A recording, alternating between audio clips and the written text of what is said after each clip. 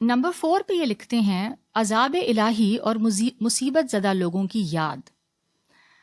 بھوک کی وجہ سے انسان اللہ کی آزمائش اور امتحان کو نہیں بھولتا، اور نہ ہی آزمائش میں اور امتحان میں مبتلا لوگوں کو بھولتا ہے، کیونکہ شکم سیر یعنی ایک پیٹ بھرا ہوا انسان بھوکے آدمی کو اور بھوک کو بھول جاتا ہے. ٹھیک ہے، when you are in a state of satiation, when you are satiated, اب آپ کی مطلب ساری ڈیزائرز فلفلڈ ہیں، تو بھوک تو چلو ایک چیز ہو گئی، مگر آبویسلی آپ کو پھر ایمپتھی وہ نہیں رہے گی جب تک آپ ایک اسٹیٹ سے نہ گزریں. اور جیسے یہ جب فرینچ ریولیوشن آیا تھا تو ایک فیمس وہ کوٹ ہے نا کہ کوئین سے کسی نے پوچھا تھا، جو یہ یعنی ملکہ سے پوچھا تھا کہ لوگ بھوک سے مر رہے ہیں تو ان کے پاس ڈبل روٹی نہیں ہے کھانے کے لیے، تو اس نے جواب دیا کہ ان کو کہو کہ کیک کھا لیں، کیک کیوں نہیں کھا لیتے، تو why don't they eat cake. یعنی وہ بات یہ ہے کہ یعنی سمجھانا یہ مقصود ہے اس سے کہ آپ کے اندر وہ ایمپتھی یا آپ کے اندر وہ ہمدردی ڈیولپ نہیں ہو سکتی جب آپ اس کیفیت سے خود نہ گزریں. کچھ لوگ ویسے بھی ہمدرد ہوتے ہیں، لیکن ایک بہرحال یہ ایک چیز جو ہے مشاہدے میں آئی ہے، آبزروڈ ہے یہ چیز. یہی وجہ ہے کہ جو آدمی کسی قسم کی ذلت، بیماری، مال کی قلت اور آزمائش اور امتحان میں مبتلا نہ ہو، وہ آخرت کے عذاب کو بھول جاتا ہے. ٹھیک ہے، ایک انسان جب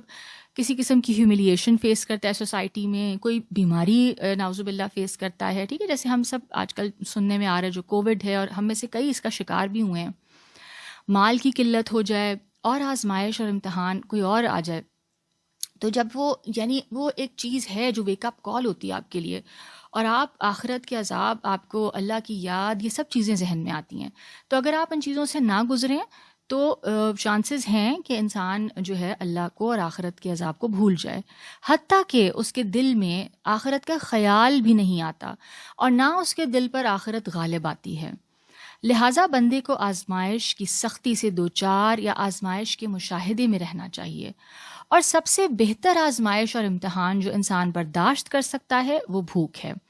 کیونکہ اس میں عذاب آخرت کی یاد کے علاوہ بھی بہت سے فوائد ہیں. اسی لیے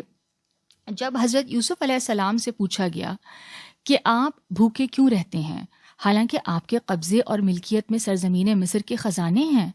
تو آپ علیہ السلام نے فرمایا مجھے ڈر رہتا ہے کہ میں شکم سیر ہو کر بھوکے کو بھول جاؤں گا.